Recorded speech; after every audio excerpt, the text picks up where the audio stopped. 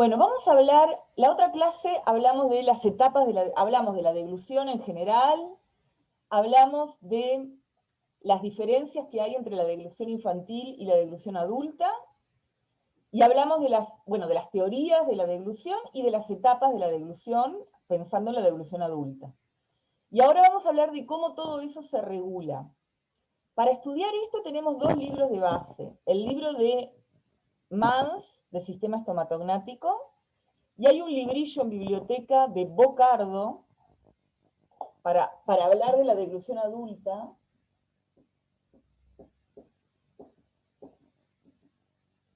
¿sí? Que también es sobre lo que tenemos que estudiar. ¿Sí?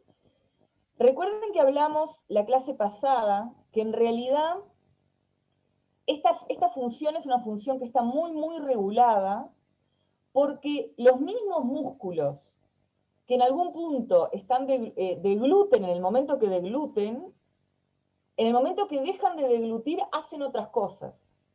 O sea, los mismos músculos que, por ejemplo, cierran la boca, ¿verdad? Cuando nosotros deglutimos estamos en oclusión máxima, ¿sí? No estamos todo el tiempo en oclusión máxima, estamos solo en el instante en que estamos deglutiendo, ¿verdad? Y luego estamos en otros momentos, pero básicamente esos músculos tienen que estar regulados, porque en el momento que están deglutiendo no pueden hacer otras cosas. Entonces hay varias funciones que se van a tener que coordinar. La deglución, la masticación, el habla y hasta la respiración, ¿verdad? Por lo menos esas 4 funciones van a estar muy coordinadas. No podemos deglutir y hablar a la vez, no podemos deglutir y masticar a la vez. Nos es difícil, aunque podemos masticar y hablar a la vez, ¿verdad? Y cuando deglutimos hay un instante en donde hasta se interrumpe la respiración. O sea que claramente la deglución es una función que tiene que estar muy, muy, muy regulada. Recuerdan que había una de las 4 teorías, ¿se acuerdan que había 4 teorías que ponían el énfasis en diferentes aspectos de la deglución? La teoría de la propulsión constante, que decía que de alguna manera los músculos se iban contrayendo e iban mandando el bolo hacia abajo, hacia atrás, hacia el ano, como lo quieran ver, ¿verdad? Desde la boca hasta el estómago. La teoría de la expulsión oral, que decía, la lengua es la protagonista y expulsa el bolo desde la boca hacia la faringe. La teoría de la presión negativa, que decía, la faringe se ensancha para succionar, para chupar de alguna manera el bolo desde la boca, para generar una presión negativa.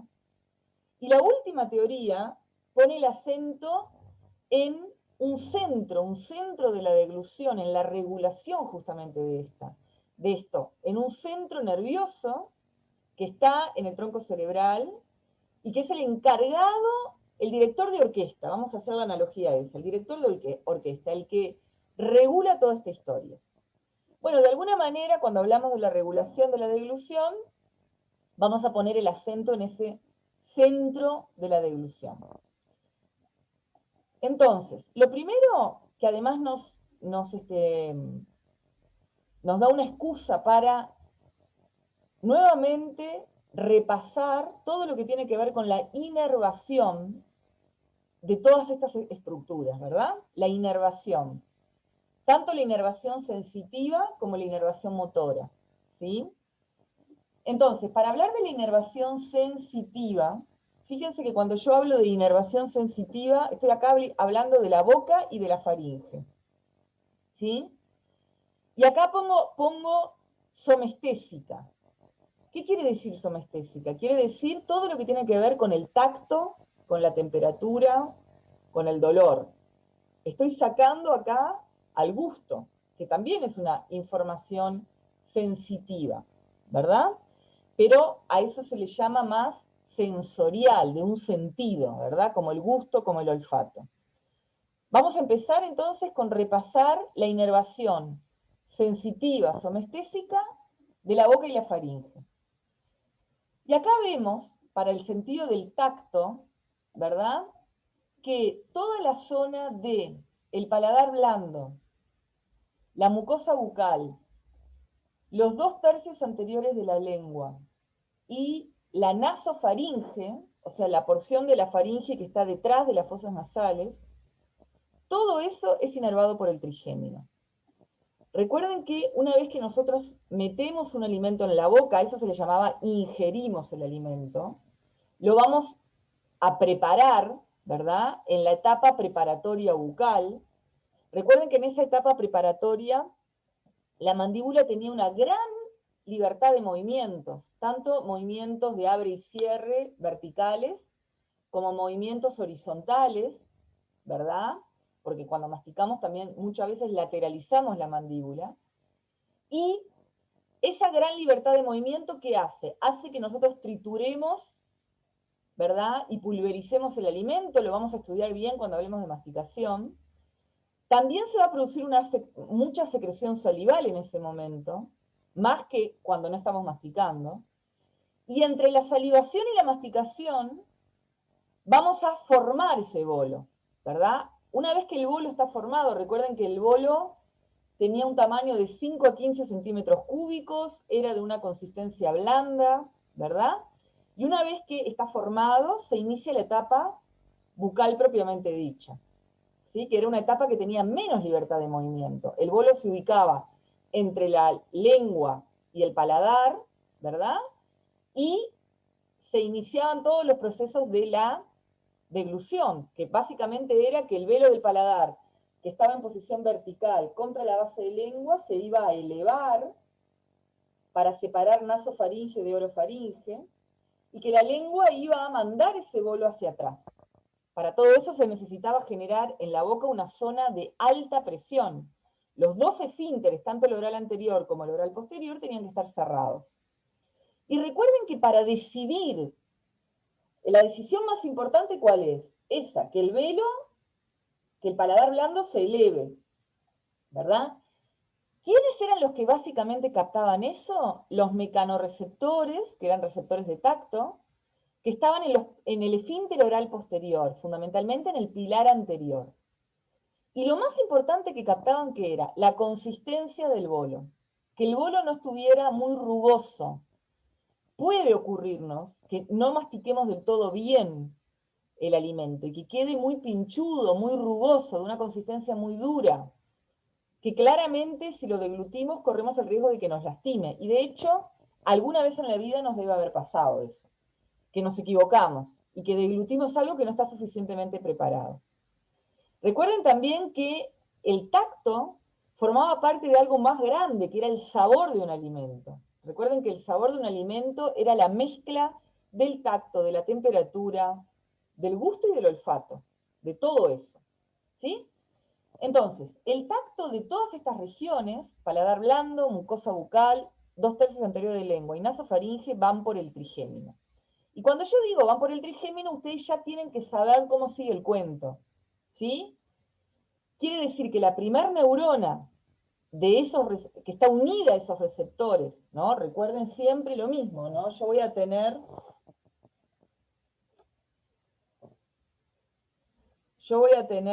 un receptor, ¿no? Que está unido a una primer neurona, cuyo cuerpo en general está fuera, esperen que este silbapén anda muy clarito, fuera del sistema nervioso central. ¿Sí? Vamos a ver si encuentro uno más grande, más grande mejor. Bueno, más o menos.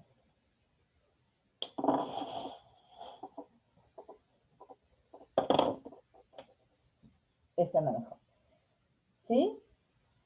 El receptor este de tacto está unido a una fibra periférica cuyo cuerpo está fuera del sistema nervioso central. Para el trigémino está en el ganglio de Gasser o ganglio trigeminal. Y la segunda neurona va a depender de qué tipo de tacto estemos hablando. Si estamos hablando de un tacto fino o si estamos hablando de un tacto grueso, ¿verdad? Recuerden, ¿sí? Que los receptores, estoy uniendo cosas que ustedes tienen que unir en su cabeza, ¿no? Los receptores que están ubicados más superficiales en el epitelio, como el disco de Merker, o por debajo en el conjuntivo el corpúsculo de Meissner, eran de tipo 1, tenían un campo receptivo pequeño, bien circunscripto, y básicamente mandaban el tacto fino. Y los que estaban ubicados más abajo, como el corpúsculo de Ruffini o el de Pacini, eran de tipo 2, tenían un campo receptivo más amplio, más difuso, peor definido, y básicamente transmitían el tacto grueso. A efectos prácticos, ¿qué es una cosa o la otra? Bueno, si yo distingo el puré de papa que está sin grumos, eso es tacto fino. Si yo distingo si es churrasco o puré de papa, eso es tacto grueso. ¿Sí? Y iban a núcleos diferentes. El tacto fino, ¿dónde estaba la segunda neurona? En el núcleo sensitivo principal y en el subnúcleo oral del núcleo espinal del trigémino. Ahí era donde la fibra central de esta primera neurona hacía sinapsis con la segunda neurona. El tacto grueso, ¿dónde estaba? En el subnúcleo interpolar del núcleo espinal. Acá no estamos distinguiendo entre tacto fino y tacto grueso, ¿verdad? Estamos diciendo de qué regiones y a través de qué par craneano va esta información. Todo lo que tiene que ver con el tacto del tercio posterior de la lengua, que algunos le llaman la base de la lengua, ¿verdad? O la raíz de la lengua. Y de la oro e hipofaringe, o sea, de la faringe, pero ya de la parte posterior de la boca o de la parte posterior de la laringe. Recuerden que la faringe era un medio tubo que se colapsaba contra la nariz, contra la boca y contra la laringe. ¿Sí? Todo el tacto de esa zona va a ir por el glosofaringeo, ¿sí? El noveno par. ¿Sí? ¿Y dónde va a estar la primera neurona? En los ganglios anexos a ese glosofaringeo, en los ganglios petrosos. ¿Y dónde va a estar la segunda neurona? Hay que pensar en cuál es el núcleo sensitivo del glosofaringeo. Es el núcleo del fascículo solitario. Recuerden que el núcleo del fascículo solitario era un núcleo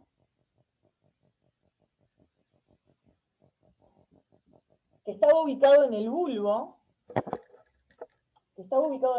por supuesto que hay uno de un lado y otro del otro, y que era compartido por el facial arriba, el glosofaringeo abajo y el neumogástrico, el glosofaringeo en el medio y el neumogástrico vago abajo.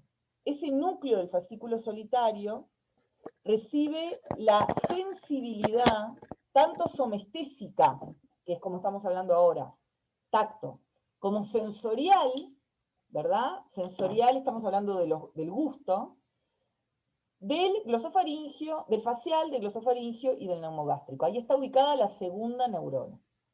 Ojo, cuando digo somestésico no es solo tacto, es temperatura y es dolor. ¿Sí? Entonces, toda esta zona, tercio posterior de lengua, oro e hipofaringe, toda la porción más posterior de la boca y también abarca la faringe, eso es inervado por el glosofaringeo. Y la parte, ojo, que acá distinguimos el tercio posterior de lengua de la raíz de la lengua. Ojo que creo que me confundí, lo dije mal hoy. La lengua tiene una raíz y tiene, que es una parte fija, digamos, y tiene toda la parte móvil. ¿Sí? La parte móvil se divide en tercios. El tercio posterior de la parte móvil, desde el punto de vista de tacto, es inervado por el glosofaringeo. Pero la raíz de la lengua, la parte fija, ¿sí? Esa es inervada por el vago. Y la laringe, recuerden que la laringe es un tubo entero que está por delante de la hipofaringe y que corresponde a la vía aérea. La laringe, el tacto de la laringe, es inervado por el vago o neumogástrico. Esta zona es confusa. Ustedes podrán leer algún libro que cambia un poco los límites. No es tan clara esta zona con respecto a la inervación. ¿Sí? Bien. Cuando digo que el vago recibe el tacto de la raíz de la lengua y de la laringe, la primer neurona va a estar en los ganglios anexos al vago, que son los ganglios yugular y plexiforme, ¿sí? Y la segunda neurona va a estar en el núcleo del fascículo solitario. Ustedes ya tienen que saber todo eso porque ya vimos pares craneanos, ¿sí? Y si yo pensara esa sensibilidad sigue hasta la corteza, también tengo que saber cómo es la vía. El axón de esas segundas neuronas se cruza, va al tálamo, al núcleo ventropóstero medial, no lateral, donde está la tercera neurona, y la cuarta neurona está en el área S1 y S2 de la corteza cerebral. ¿Sí? Bien, sigamos. Ahora, cuando hablamos de la inervación sensorial, sigue siendo sensitiva, pero ahora es sensorial, tiene que ver con el gusto. Acá, básicamente, vamos a hablar de la lengua, esto ya lo vimos cuando hablamos de gusto, y los 2/3 anteriores de la lengua, desde un punto de vista gustativo, son inervados por el facial. Recuerden que el facial tenía una rama que era la cuerda del tímpano, que se anastomosaba con el nervio lingual, que era rama del trigémino. Entonces, el nervio lingual traía el tacto de esa zona. Y traía, pero no le pertenecía, las fibras que se iniciaban en receptores gustativos, que en el fondo pertenecían al facial. ¿Por qué digo que pertenecían al facial? Porque la primera neurona va a estar en el ganglio anexo al facial, que es el ganglio geniculado, la segunda va a estar en el núcleo del fascículo solitario. Entonces, los 2/3 anteriores de la lengua son inervados por el facial. Primer neurona, ganglio geniculado, segunda neurona, núcleo del fascículo solitario. A nivel de la B lingual, recuerden que estaban las papilas caliciformes, que eran 8 a 12 papilas. El gusto de esa zona va por el glosofaringio. Primer neurona, ganglios petrosos, superior e inferior. Segunda neurona, núcleo del fascículo solitario. Y la base de lengua, o el tercio posterior de la lengua, de la parte móvil de la lengua, desde el punto de vista gustativo, es inervado por el vago. Primer neurona, ganglios, yugular y plexiforme. Segunda neurona, núcleo del fascículo solitario. ¿Sí? Sigamos. Bueno, pasamos ahora a repasar la inervación motora. ¿Por qué estoy repasando la inervación? Porque después voy a ver cómo esto juega para regular la deglución. ¿Sí? Entonces, vamos a hablar primero del músculo estriado. Recuerden que en la deglución hay músculo estriado en boca, en faringe y en laringe, todo eso es músculo estriado. En esófago, el tercio superior es músculo estriado, pero los 2/3 inferiores son músculo liso. Al músculo estriado lo inerva el sistema nervioso somático, o de la vida de relación. Al músculo liso lo inerva el vegetativo. Hay parte de este músculo estriado, como es el músculo de la laringe o el músculo de la faringe, que no tiene un control voluntario, que yo no lo puedo controlar por mi voluntad, aunque sea músculo estriado, ¿verdad? Recuerden que el sistema horizontal, que estaba básicamente hablando de la boca, era voluntario, de control voluntario. Por eso si yo preparo mal el alimento y estoy a punto de deglutirlo, me puedo arrepentir y decir, no, no, lo voy a preparar mejor y lo mando para adelante y lo sigo masticando.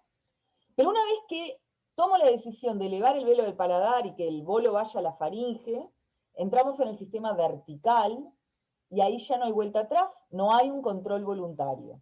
Por eso yo tengo que tomar una muy buena decisión en la boca. ¿Sí? O sea que a pesar de que es músculo estriado, no es involuntario. ¿Sí? Bien, y vamos a repasar entonces todo lo que tiene que ver con los músculos cráneo-mandibulares, ¿verdad? Son inervados por el trigémino, por la rama mandibular. Y la motoneurona alfa va a estar en el núcleo motor del trigémino. Es decir, que cuando yo cierro la boca para estar en oclusión, elevo la mandíbula, por ejemplo, para tragar, bueno, ¿por quién está inervado? Por el trigémino, cuya motoneurona alfa está en el núcleo motor del trigémino. Pero recuerden que también voy a necesitar de cerrar, por ejemplo, el esfínter oral anterior. Recuerden que a nivel de la deglución, en ambas degluciones, tanto la infantil como la adulta, tengo que contraer el orbicular de la boca o de los labios, ¿no?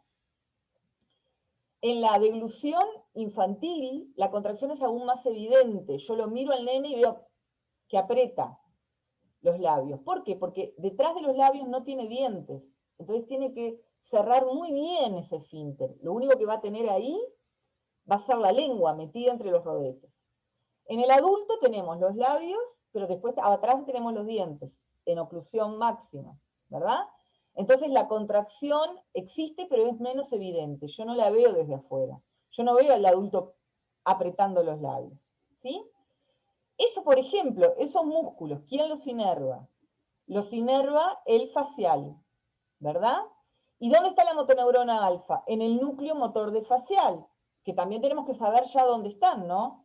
Estos dos núcleos motores, tanto el del trigémino como el del facial, están ahí ubicados en la protuberancia, ¿sí? Pero también para deglutir, yo tengo que mover la lengua. En la etapa, por ejemplo, preparatoria bucal, que es la etapa donde preparo el alimento, el movimiento de la lengua es enorme, porque yo, con la lengua es como una manito que tengo ahí, que agarra el alimento y lo manda para el otro lado para que se triture más y después lo lleva para este otro lado, ¿verdad? Es fundamental el movimiento de la lengua. Y una vez que comienza la etapa bucal propiamente dicha, ahí la lengua se queda más quieta para ubicar el bolo sobre ella, entre ella y el paladar, pero genera como un canal y luego, cuando en el momento que vamos a tragar verdaderamente, presiona, ¿verdad? Acuérdense que la punta de la lengua se ubicaba en la papila interincisiva, presiona contra el paladar duro y manda lo que se llama el efecto pistón de la lengua, manda el bolo hacia la faringe, ¿verdad? ¿Quiénes contraen a esos músculos? El nervio hipogloso. ¿Y dónde está la motoneurona alfa? En el núcleo motor del hipogloso. La lengua tiene muchísimos músculos y también se vio que tiene muchísimos usos musculares. Los músculos básicamente, ¿no? Los músculos intrínsecos de la lengua, a grandes rasgos, son los que le cambian la forma. Para generar ese canal longitudinal que se produce en la etapa bucal propiamente dicha, es gracias a los músculos intrínsecos. Y los músculos extrínsecos son los que la mueven, sacar la lengua, moverla de un lado, moverla para el otro, moverla para atrás. Esos son los músculos extrínsecos. Todos son inervados por el nervio hipogloso y la motoneurona alfa va a estar en el núcleo motor del hipogloso que está ubicado en el bulbo. ¿Sí? Y luego, todo lo que tiene que ver con el paladar blando, la faringe y la laringe, los músculos intrínsecos de la laringe, todo eso es inervado por el vago. ¿Sí? Recuerden que cuando yo elevo el velo del paladar, ¿sí? La lengua empuja el bolo, la faringe se abre. Recuerden que la faringe estaba inervado por el constrictor superior, medio e inferior. El constrictor superior se abre, el bolo pasa ahí y se genera una onda peristáltica. Ese constrictor superior se contrae y el constrictor medio se relaja para recibir el bolo. Ese constrictor medio se contrae y el inferior se relaja. Toda esa onda peristáltica de la faringe es producida por el vago. Y recuerden también que en ese momento la laringe sale del camino, porque está en el camino. Es muy fácil que el alimento se meta en la laringe. La laringe se mueve hacia arriba y adelante. La mueven los músculos. Y se cierra la glotis, que es el espacio dentro de la laringe. Y la epiglotis, que era una tapita que estaba en posición vertical, baja y pasa a estar en posición horizontal y tapa el orificio de la laringe. Y la propia base de lengua y el propio bolo, todo empuja, tapa bien a la laringe para que el alimento no se meta por ahí. se cierra la glotis para que no se meta el alimento por ahí. ¿Tá? Todo eso, ¿cómo se produce? Por contracción de músculos estriados, que están inervados ¿por quién? Por el vago. ¿Y dónde está la motoneurona alfa? En el núcleo ambiguo. El núcleo ambiguo es un núcleo, voy a aprovechar el dibujo este que había hecho, ¿sí? El núcleo ambiguo es un núcleo que también está ubicado en el bulbo. Recuerden que los núcleos motores están ubicados más hacia la línea media, más hacia adentro, si los comparamos con los núcleos sensitivos. Los núcleos sensitivos están más en la periferia.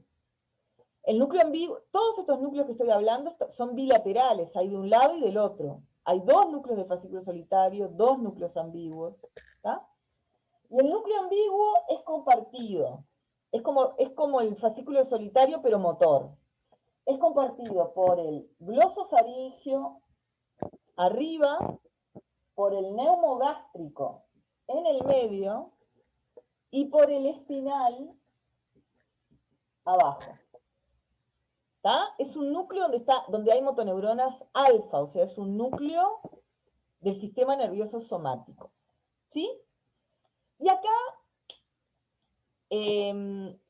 hablamos de algunas excepciones, como porque por ejemplo hablamos de que el paladar blando es inervado por el vago, pero el tensor del velo del paladar es inervado por el trigémino. ¿Sí? Y hablamos que la faringe es inervada por el vago, pero el estilo faringio es inervado por el glosofaringio. Por eso son excepciones. ¿Tá? Bien, sigamos. Por supuesto que si voy rápido o tienen dudas, me paran. Bueno, acá están un poco estos núcleos de los que estuvimos hablando. ¿Sí? Bueno, acá vamos a repasar un poco el hecho de que los núcleos a nivel del tronco cerebral, ¿cuál es un poco esto también les sirve para la clase de pares craneanos, ¿no? Lo deben haber visto ahí. ¿Cómo se ordenan los núcleos en el tronco cerebral?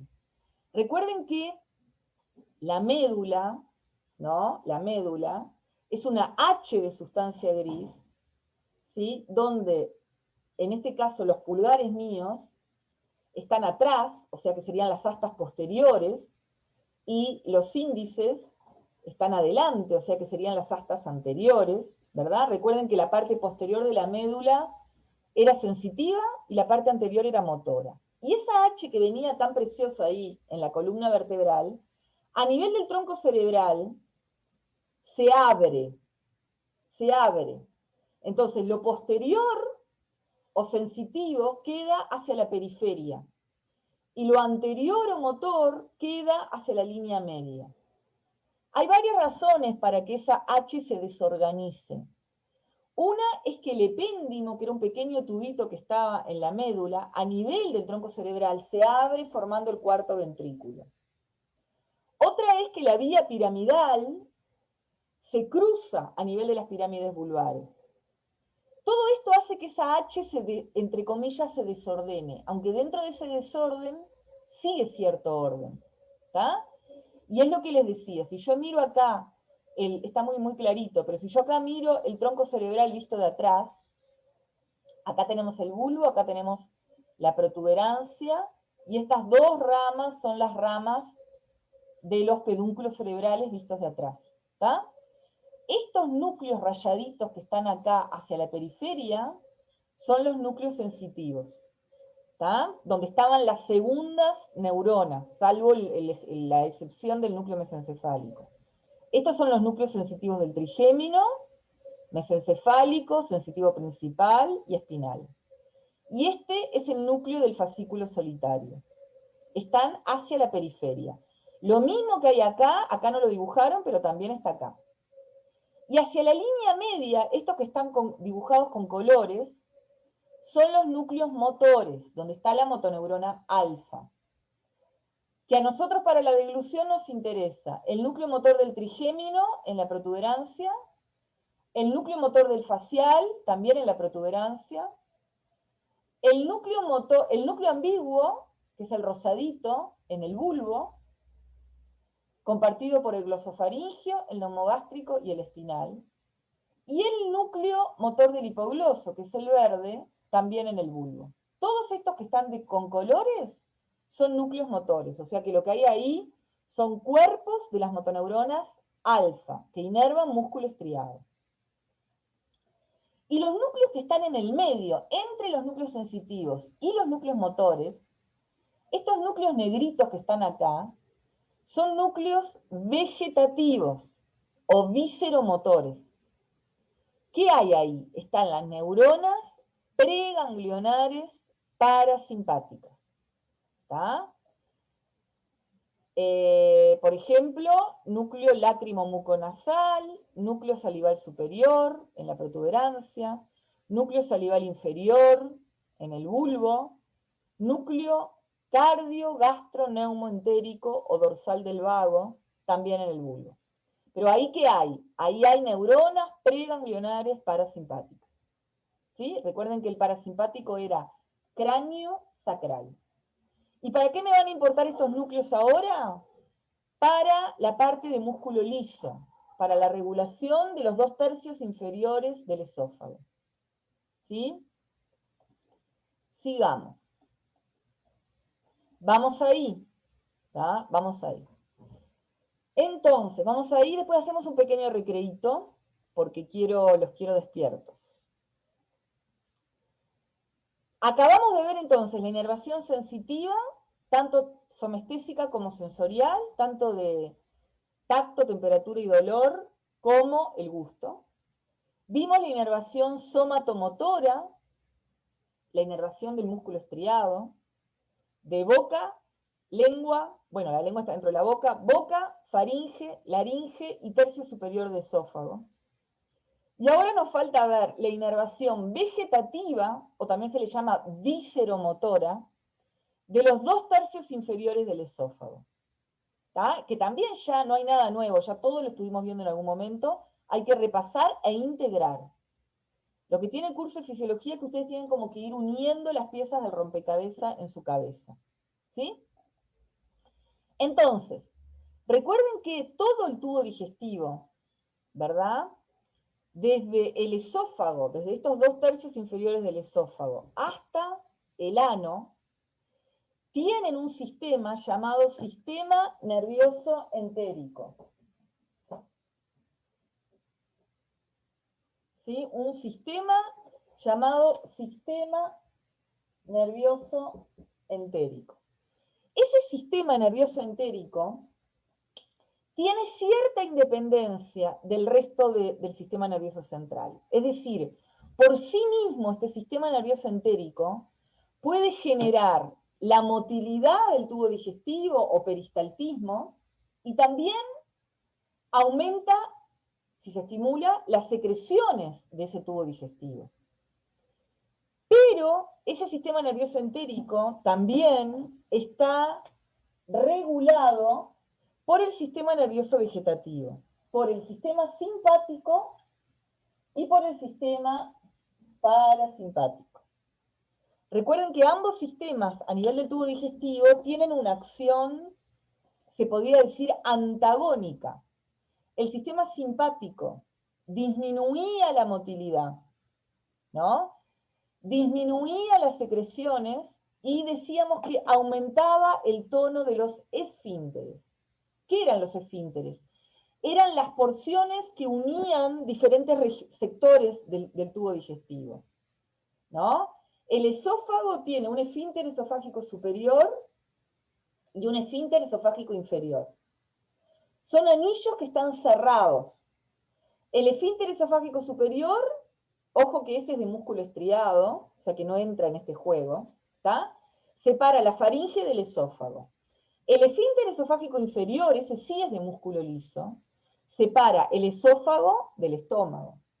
Y hay otro esfínter entre el estómago, ¿verdad? Y el duodeno, que se llama píloro. Y hay otro esfínter entre el intestino delgado, porque el duodeno es la primera parte del intestino delgado. Tiene duodeno, yeyuno e ilion. Hay otro esfínter entre el ilion y el intestino grueso, ¿verdad?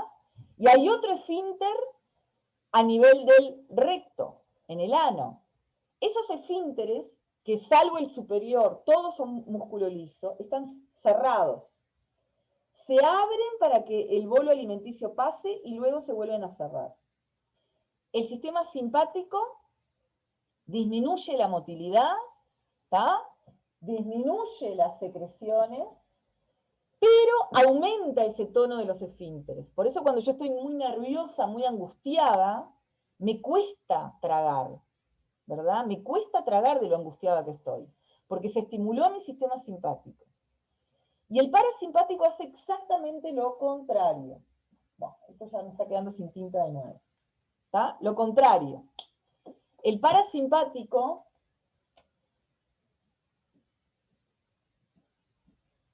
hace lo contrario que el simpático. Aumenta la motilidad, eso quiere decir aumenta el peristaltismo, aumenta las secreciones y disminuye el tono de los esfínteres, abre las puertitas. Como dijimos, el sistema nervioso entérico tiene cierta independencia de estos dos sistemas, pero a su vez es regulado por ambos sistemas. ¿Sí? Las dos cosas. Y está formado este sistema nervioso entérico por dos plexos. Uno llamado mientérico o de Auerbach, que está ubicado, si este es el esófago, está ubicado entre la capa de músculo longitudinal y la capa de músculo circular, ¿verdad? El músculo longitudinal, si yo lo miro en un corte transversal, lo veo así como circulitos, ¿verdad? Porque el músculo transcurre como por el eje del esófago. Y en un corte transversal, la capa de músculo circular se la ve circular, ¿verdad? Entre los dos, esto que está en amarillo, es el plexo mientérico. Como está metido ahí entre la capa de músculo, es el que más se ocupa de la motilidad. ¿Ah? O sea que si se estimula este plexo, aumenta la motilidad. Y luego tenemos otro plexo ubicado en la submucosa, que se llama plexo o de Meissner. Ese plexo se ocupa más, no quiere decir solamente, sino más, de las secreciones. El plexo submucoso se ocupa más de las secreciones, el mediantérico se ocupa más de la motilidad. ¿Tá? Y ambos plexos están conectados entre sí también. Y como dice acá, están regulados por el sistema simpático y el parasimpático. ¿Sí? Bien, sigamos. Entonces ahora tenemos que repasar lo que acabamos de ver, cómo es la inervación simpática y parasimpática de estos plexos. Recuerden que el simpático tenía una neurona preganglionar ubicada en el asta lateral de Stilling o asta intermedio lateral de Stilling, de la torácica 1 a la lumbar 2 o 3. De ahí salía una fibra corta que llegaba a la cadena prevertebral.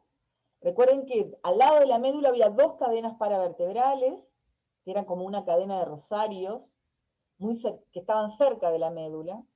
Y por delante, más alejado y menos ordenado, está la cadena prevertebral. La cadena prevertebral, ahí está la neurona postganglionar del sistema simpático que regula básicamente el tubo digestivo. ¿Tá? Entonces, en esa cadena prevertebral está la neurona postganglionar. La fibra preganglionar simpática libera acetilcolina y se une a receptores nicotínicos, por lo tanto acá lo único que se puede ocurrir es la excitación de esta neurona. Y la fibra postganglionar simpática es larga, ¿verdad? Sigue a los grandes vasos y llega hasta, en este caso, hasta el músculo liso del esófago. ¿Sí? Libera noradrenalina que se une a receptores adrenérgicos. ¿Sí? ¿A dónde llega específicamente? Al músculo liso de los 2/3 inferiores del esófago y a las neuronas de estos plexos, tanto del plexo mientérico como del plexo submucoso. ¿Qué hay ahí? Hay receptores adrenérgicos. ¿Y qué hace la noradrenalina al unirse a esos receptores? Lo que dijimos, ¿no? Disminuye la motilidad, disminuye las secreciones y aumenta el tono de los esfínteres. ¿Sí? Acuérdense también que cuando yo me pongo nerviosa, se estimula la médula adrenal libera adrenalina y noradrenalina a la sangre, libera un 80% de adrenalina y un 20% de noradrenalina, y esta adrenalina y noradrenalina por la sangre termina llegando a este músculo liso y ejerciendo lo mismo, haciendo esto.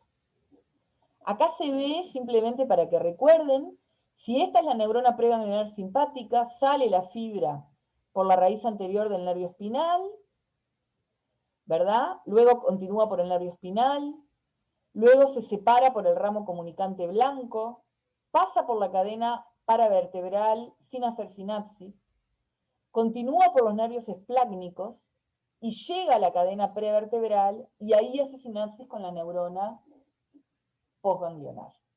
¿Sí? Fibra preganglionar corta, fibra postganglionar larga. Bien, sigamos un poquitito más. Vamos a ir al parasimpático. Y después de eso hacemos un recreo. El parasimpático dijimos que hacía lo contrario que el simpático. Es decir, que aumenta la motilidad, aumenta las secreciones del tubo digestivo y disminuye el tono de los esfínteres. La neurona preganglionar, ¿dónde está? En el núcleo cardio-gastroneumoentérico, o también se le llama núcleo dorsal del vago. ¿Dónde estaba ese núcleo dorsal? Lo vimos acá. Este era el núcleo dorsal del vago, el que estaba en el bulbo. ¿Sí? Y ahí es el núcleo parasimpático más grande y va con el nervio parasimpático más grande, que es el vago. De ahí sale una fibra preganglionar larga, ¿verdad? Por el vago, justamente. Y llega ¿a dónde? Recuerden que la neurona postganglionar vegetativa parasimpática podía estar cerca del efector o en la propia pared. En este caso está en la propia pared. ¿Qué quiere decir? Que estas neuronas de los plexos mientérico y submucoso son neuronas postganglionares parasimpáticas, ¿verdad? Estas neuronas, esta neurona lila es una neurona de estos plexos, mientérico o submucoso, ¿sí? La fibra preganglionar libera acetilcolina que se une a receptores nicotínicos, o sea, la única opción acá es excitar esta neurona. Y la neurona postganglionar, que en este caso son estas propias neuronas, llegan o al músculo liso del esófago o a otras neuronas del plexo y libera acetilcolina, que se une a qué receptores? A receptores muscarínicos. ¿Y qué hace? Lo que dijimos acá. Aumenta la motilidad, aumenta las secreciones, disminuye el tono de los esfínteres. Acá está marcado en rojo ese núcleo cardio-gastroneumoentérico. En este caso estamos estudiando la inervación de los 2/3 inferiores del esófago. ¿Sí? ¿Sí? Vamos a hablar ahora de la regulación de la deglución, ya más concretamente del centro. ¿Qué hicimos hasta ahora? Repasamos la inervación de diferentes regiones de la deglución. ¿Está? Y ahora vamos a hablar del centro de la deglución. ¿Sí? ¿Dónde está ubicada este centro de la deglución? Está ubicado en la formación reticular. Recuerden que la formación reticular, a su vez, está ubicada en el tronco cerebral, ¿no? Teníamos el bulbo, la protuberancia y los pedúnculos cerebrales. Sí, no sé si se ve. Esperen que voy a prender la luz.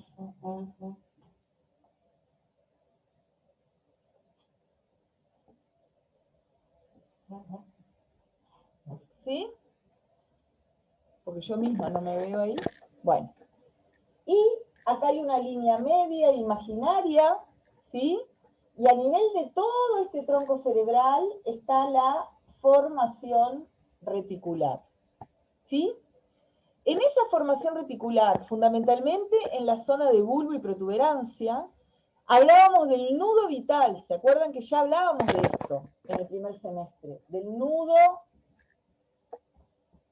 en el primer semestre y en este semestre. Nudo vital. ¿Por qué? Porque ahí hay centros que regulan funciones vitales. Decíamos, si tenemos un accidente y pasa algo ahí, lo más probable es que nos morimos, ¿verdad?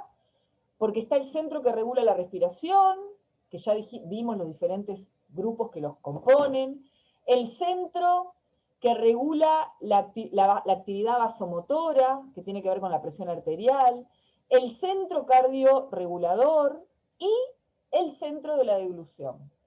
¿Sí? O sea que en la formación reticular hay centros vitales. Y tenemos que diferenciar lo que es un centro de lo que es un núcleo. Por eso acá dice diferente que un núcleo. No es lo mismo un núcleo de estos que estudiamos, de los núcleos del trigémino, o el núcleo ambiguo, o el núcleo del fascículo solitario, que un centro. Un centro es jerárquicamente más importante. ¿Tá? O sea, un centro nervioso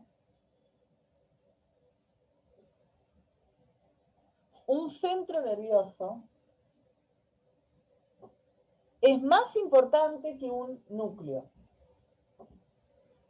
¿Sí? Un centro nervioso es más importante que un núcleo.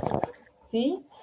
Un centro nervioso llega a esa jerarquía de centro nervioso porque tiene cierta independencia para regular una función, ¿verdad? Tiene cierta independencia o autonomía para regular una función. Por ejemplo, el centro respiratorio, sobre todo el grupo respiratorio dorsal, generaba el patrón básico, ¿se acuerdan?, de la respiración. El centro de la deglución genera el patrón básico de la deglución. ¿Sí? Recuerden que tanto la respiración como la deglución son funciones vitales e innatas. Son funciones que no nos podemos dar el lujo de aprenderlas. Nacemos y las tenemos que saber, porque no podemos vivir ni un minuto sin poder respirar y sin poder deglutir. Las dos cosas el bebé nace sabiéndolas. Son funciones innatas y en parte son innatas porque son vitales. A diferencia de la masticación, del habla, de la marcha, que son funciones muy importantes pero no son vitales. Nosotros podemos sobrevivir sin saber masticar o sin masticar bien, o sin ningún diente y ninguna prótesis, pero tenemos que poder deglutir. ¿Está? Y entonces las dos cosas son importantes. Entender esto, que la deglución es una función innata y vital, y entender la diferencia entre un centro y un núcleo. Un núcleo, básicamente, puede ser un núcleo sensitivo que recibe información sensitiva, un núcleo motor que manda información motora, un núcleo vegetativo que manda información vegetativa, pero es menos que un centro, que de alguna manera está formado por neuronas también, pero que cumplen una función, regulan una función, tienen más jerarquía y más independencia. Lo que no quiere decir que sean completamente independientes, porque no es lo mismo deglutir una manzana cuando la empezamos a comer y a masticar y está toda rugosa, a cuando está más preparada. No es lo mismo deglutir un líquido que un sólido, ¿verdad? Entonces, de alguna manera la información va a influir sobre esa deglución, sobre ese centro que regula la deglución. Tanto la información periférica como la información central. Siempre estos centros, como en este caso sería el centro de la deglución, aunque tienen cierta independencia, les llega información tanto de la periferia como de los centros superiores. Tanto de los centros superiores como de la periferia. En este caso, ¿qué sería la periferia? Bueno, todos los receptores, por ejemplo, de tacto que están ubicados en la boca, que le están informando qué tan preparado está ese bolo alimenticio. ¿Verdad? Pónganle, el bolo todavía no está suficientemente preparado, no voy a elevar el velo del paladar. El bolo está suficientemente preparado, voy a elevar el velo del paladar. Esa influencia periférica está regulando al que termina tomando la decisión, porque el que termina tomando la decisión de levantar o no, elevar o no ese velo del paladar, es el centro de la deglución. Pero también afecta a ese centro la información de centros superiores. No es lo mismo deglutir cuando estamos contentos a cuando estamos angustiados. Cuando tenemos hambre a cuando no tenemos hambre. Cuando nos gusta la comida a cuando no nos gusta la comida. Todo eso va a influir también. ¿Cómo? Bueno, a partir de diferentes vías nerviosas que regulan o recaen a dónde, básicamente, a este centro de la deglución. ¿Sí? Bien, sigamos. ¿Cómo se define este centro de la deglución? Que está ubicado ahí entre bulbo y la protuberancia en la formación reticular. Es una malla de interneuronas que procesan la información aferente y generan una respuesta deglutoria, la cual será enviada a los núcleos motores de los músculos involucrados en la deglución. O sea que ese centro de la deglución son neuronas. Le llamamos interneuronas porque no son ni neuronas sensitivas ni neuronas motoras. Son neuronas que procesan la información aferente. ¿Qué quiere decir? Que reciben, por ejemplo, la información de que el bolo está suficientemente preparado. ¿Qué de ese bolo? Todo. El tacto, la temperatura, el gusto, el olor, todo la información que tenemos de ese bolo. ¿Verdad? Que puede ser, ¿está suficientemente preparado o no está suficientemente preparado? ¿Está ubicado en la parte posterior de la boca o está ubicado en un costado? ¿Es muy grande o es muy chico? ¿Es rugoso o es blandito? ¿Tiene un gusto que me gusta? ¿Tiene un gusto asqueroso? ¿Verdad? Todo eso. ¿Tiene una temperatura parecida a la corporal? ¿O es muy caliente o es muy frío? Todo eso es la información aferente. ¿Está? Y una vez que esa información aferente, ¿cómo llega la información aferente al centro de la deglución?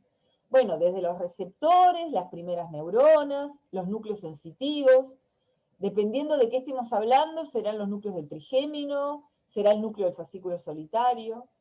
Y esos núcleos sensitivos del trigémino o del fascículo solitario mandan la información al centro de la deglución. ¿Está? Y el centro de la deglución ahí procesa esa información y genera una respuesta deglutoria. Dice, bueno, ahora te vas a contraer, se va a contraer primero tal músculo, después tal otro, después tal otro. Y para ejecutar esa respuesta, ¿con quién se va a tener que conectar? Con los diferentes núcleos motores de los músculos involucrados.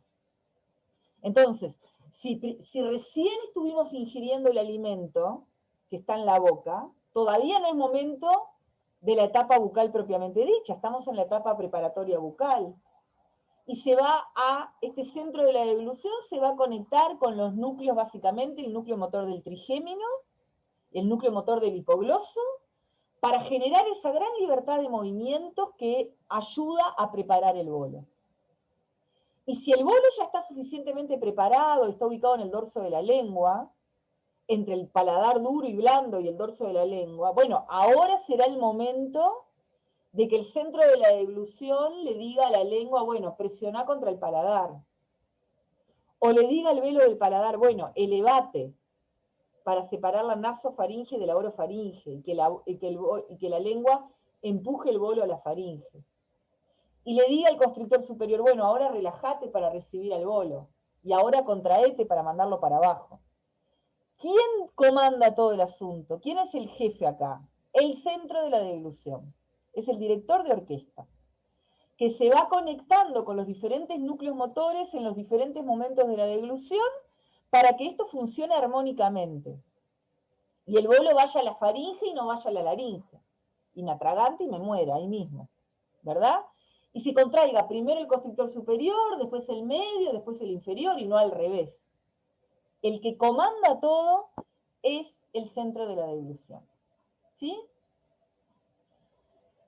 Bien, ¿dónde se ubica este centro de la deglución? Como dijimos, en el tronco cerebral. ¿Sí? Entonces, nuevamente vamos a dibujar el tronco cerebral.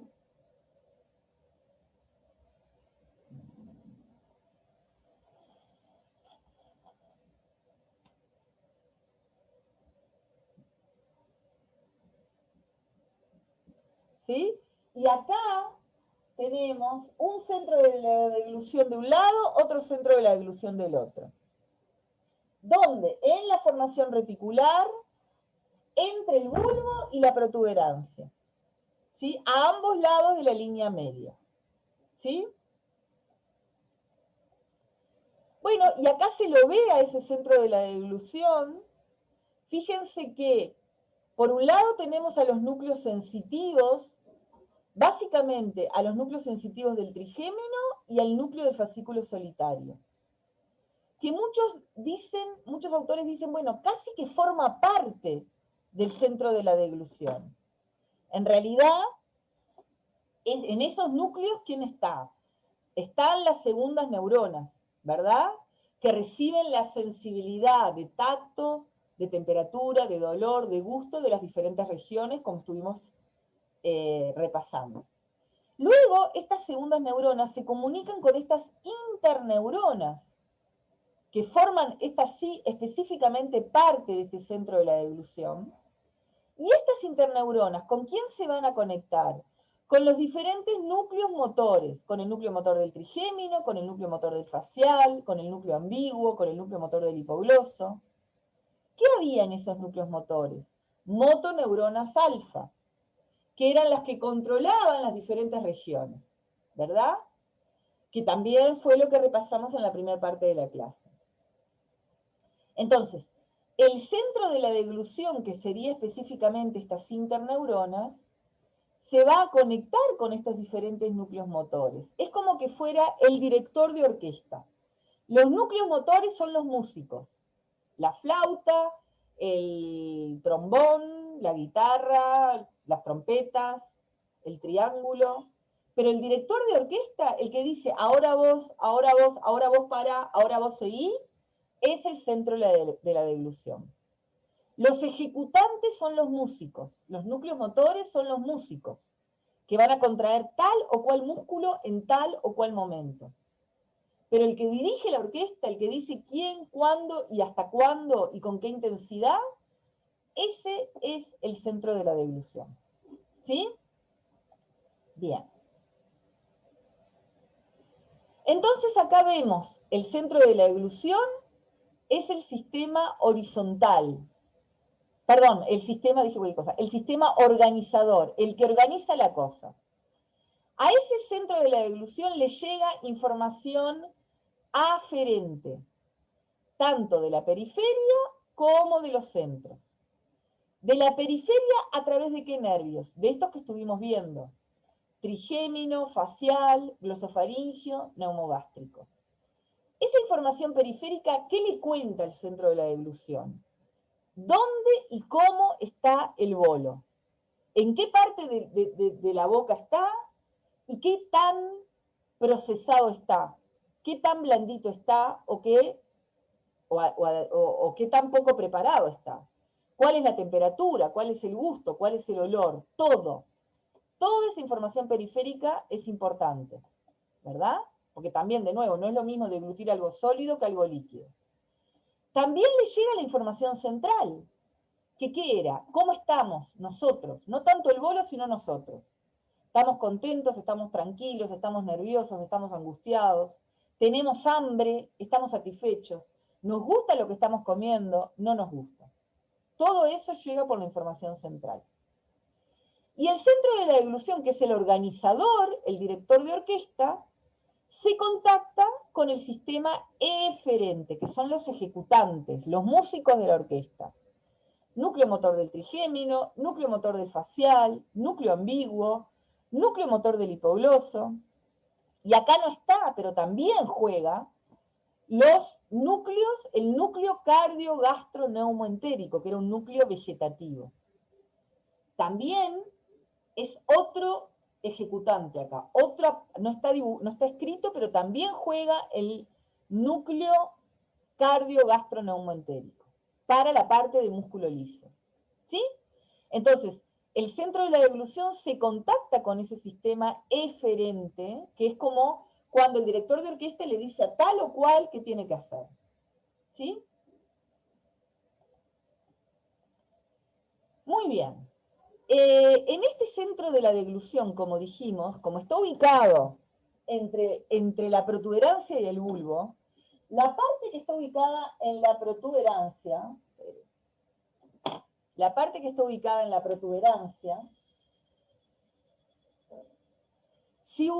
se encarga de regular al sistema horizontal.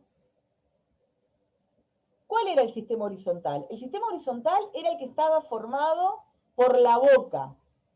Recuerden que tanto la etapa bucal, preparatoria bucal como bucal propiamente dicha estaba dentro de ese sistema horizontal, que tenía un control voluntario. Yo puedo llevar para adelante y para atrás ese bolo hasta que el velo del paladar se eleve y la lengua lo mande a la faringe. Ahí ya entramos en el sistema vertical. ¿Tá? La parte del centro de la deglución que está ubicado en la protuberancia regula al sistema horizontal que es voluntario. Y la parte del centro de la deglución que está ubicado en el bulbo regula al sistema vertical que es involuntario. ¿Cómo estaba formado el sistema vertical? Por la faringe y el esófago. Una vez que el bolo pasaba hacia la faringe, si lo preparamos mal nos jorobamos. Y a veces nos pasa que nos molesta el tragar. Es independiente de qué músculo sea, ¿verdad? Porque la parte horizontal es músculo estriado y la parte vertical tiene una parte de músculo estriado y una parte de músculo liso. Una parte está comandada por el sistema nervioso somático, la otra parte por el sistema nervioso vegetativo. Pero toda la parte vertical es involuntaria. ¿Sí? Entonces, la porción protuberancial del centro de la deglución regula el sistema horizontal, voluntario.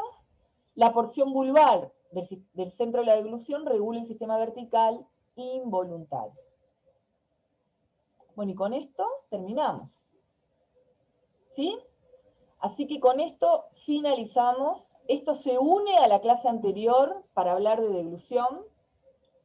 No me acuerdo cómo sigue el cronograma, si tienen clase este martes o no. Bueno, de acuerdo al cronograma, van a tener la próxima clase. ¿Sí? ¿Qué nos está quedando? Nos está quedando masticación. Hay una parte que es una parte práctica, ¿sí? Que probablemente sea virtual. De esa no me ocupo yo. Masticación tiene dos partes, una parte de la mecánica masticatoria y una parte de la regulación de la masticación, y nos está quedando salivación. Después de todo eso va a venir una última prueba con preguntas de estas clases, más preguntas de patología molecular y bioquímica. ¿Está? Bueno, chicos, con esto terminamos. Que pasen lindo, nos vemos en la próxima.